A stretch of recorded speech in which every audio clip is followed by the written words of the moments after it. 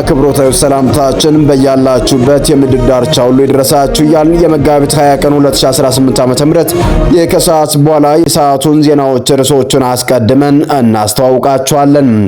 እስከ መጨረሻው አብራችሁን በመቆየት እንድትከታተሉን በአክብሮት እየጋበዝን በቅድሚያም ርዕሶችን እናስቀድም። የአማራ ፋኖ የተጋድሎ ውሎ በከፍተኛ ድል ታጅቦ የቀጠለ ሲሆን በጎንደር ጠቅላይ ግዛት እዝ በብልጽግናው ኮሎኔል ላይ እርምጃ መወሰዱ ተሰምቷል።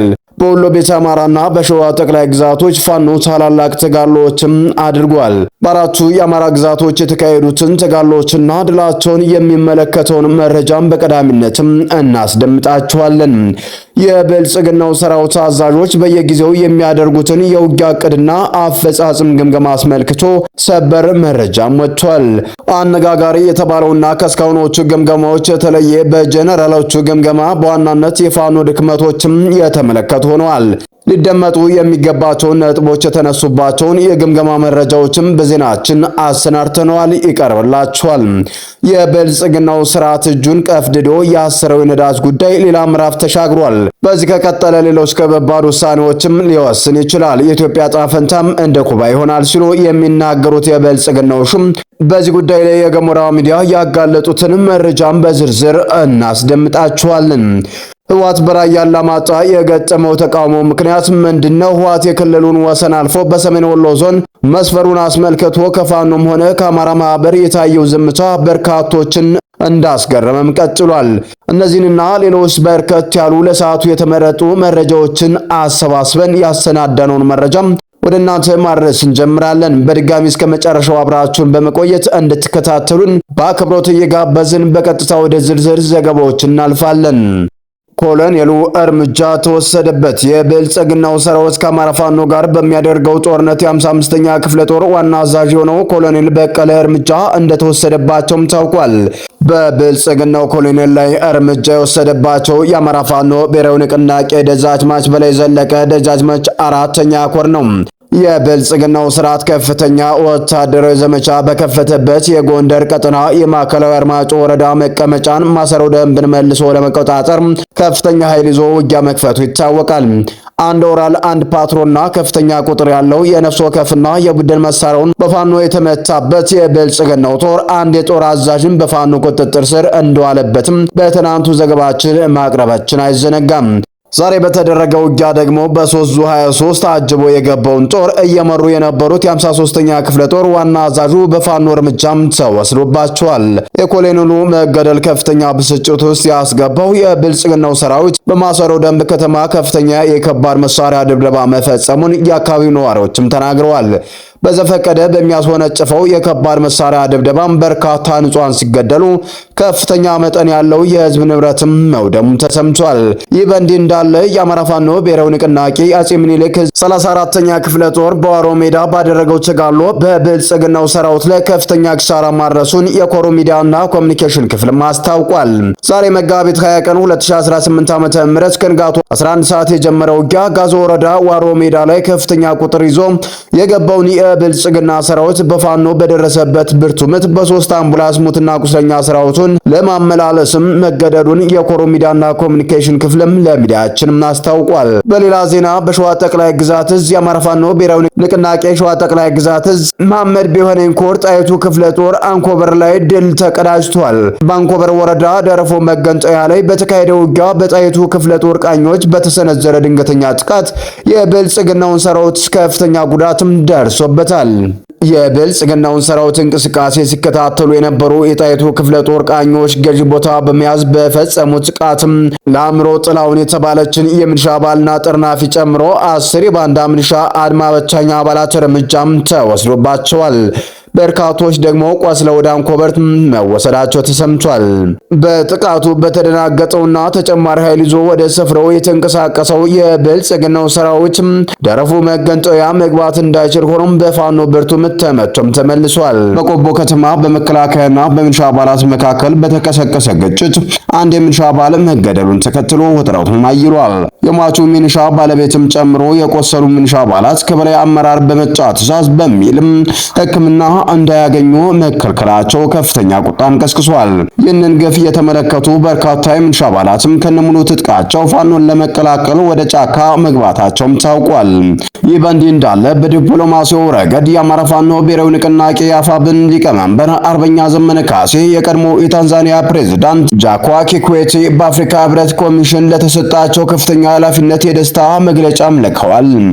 አርበኛ ዘመነ ካሴ በመልእክታቸው የፕሬዝዳንቱን ሹመት ለአፍሪካ ቀንድና ለቀይ ባህር ቀጠና ሰላም አስፈላጊ መሆኑን ጠቅሰው ንቅናቄው ለቀጠናው መረጋጋት እንዲሁም ሁሉን አቀፍ ውይይት ያለው ቁርጠኝነትም አረጋግጠዋል።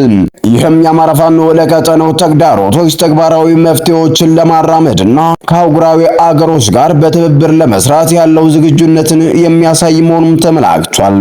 አገዛዙ የኮሪደር ልማት በሚል ስም የከተማዋን የታሪክ ማህደር እየሰረዘ ባለበት በዚህ ወቅት በቅርስነት የተመዘገበውንና ከቀደሙት ፈረሳዎች የተረፈው ይህ ህንፃ እንዲፈርስ መታዘዙ በታሪክ ተመራማሪዎችና በከተማዋ ነዋሪዎች ዘንድ ከፍተኛ ቁጭትና ተቃውሞም ቀስቅሷል።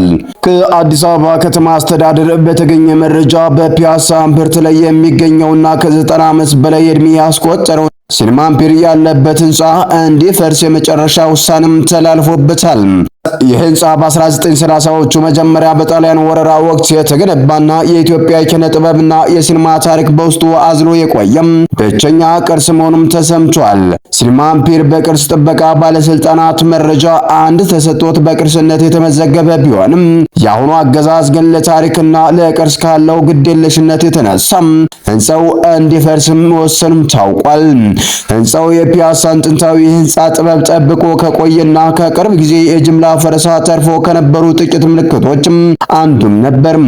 የታሪክ ባለሙያዎች በኩል ልማት ማለት ታሪክን ጠብቆ ማዘመን እንጂ ታሪክን ደምስሶ ባዶ ሜዳ መፍጠር አይደለም የሚሉ ድምጾችም እየተሰሙም ነው።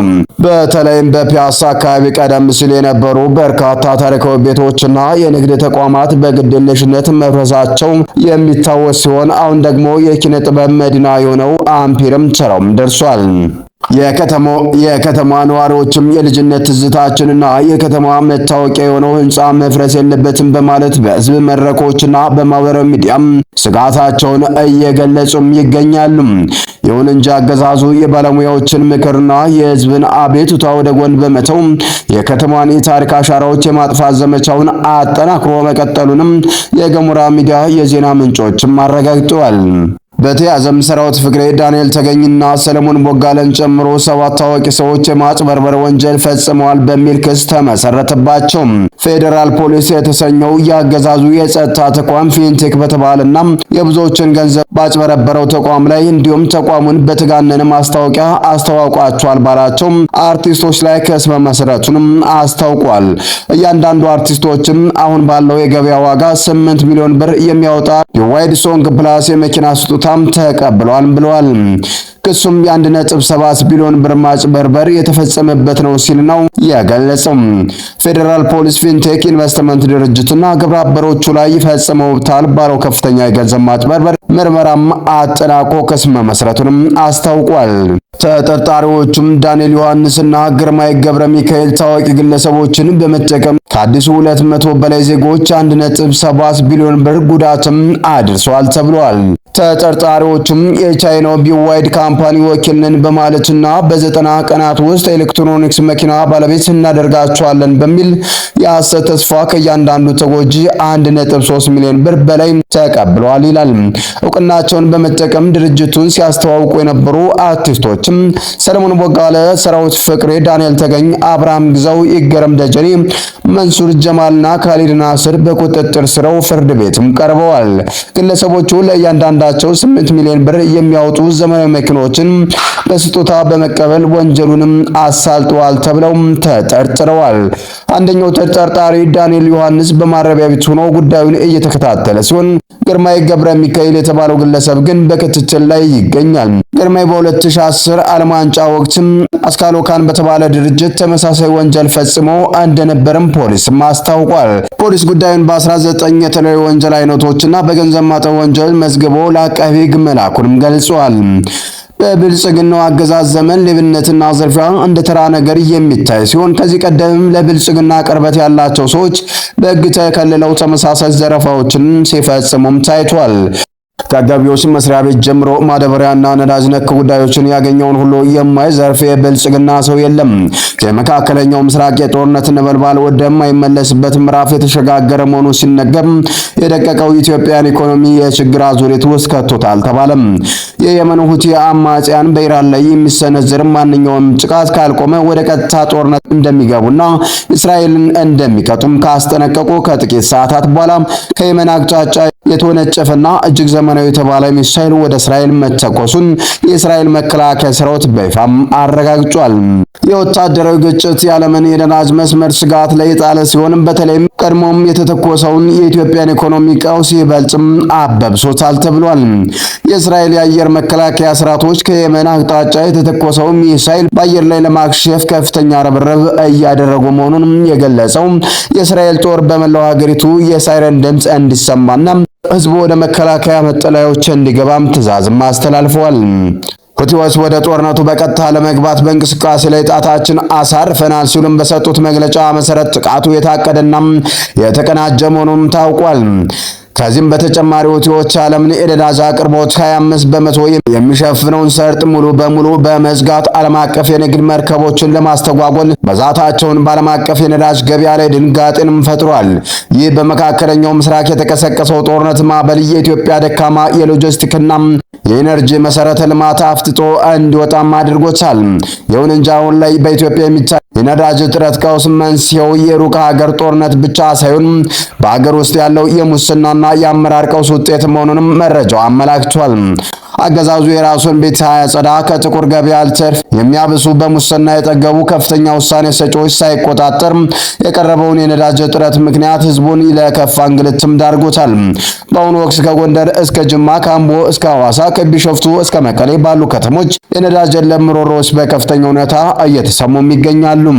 የነዳጅ ማደያዎች ለቀናት ባዶአቸውን እየዋሉ ሲሆን በትራንስፖርት እጥረት ሳቢያ የሸቀጦች ዋጋ በከፍተኛ ሁኔታም ኑሯል።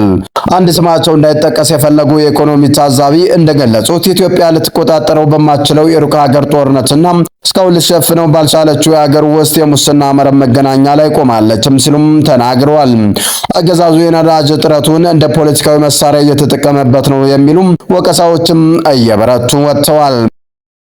ሰላም ጤና ይስጥልን። የተወደዳችሁና የተከበራችሁ የሚዲያችን ቤተሰቦች ለሰዓቱ የነበሩን መረጃዎች እነዚህን ይመስሉ ነበር። በሌላ መረጃዎች እስከምንገናኝ በያላችሁበት ሰላም ቆዩልን።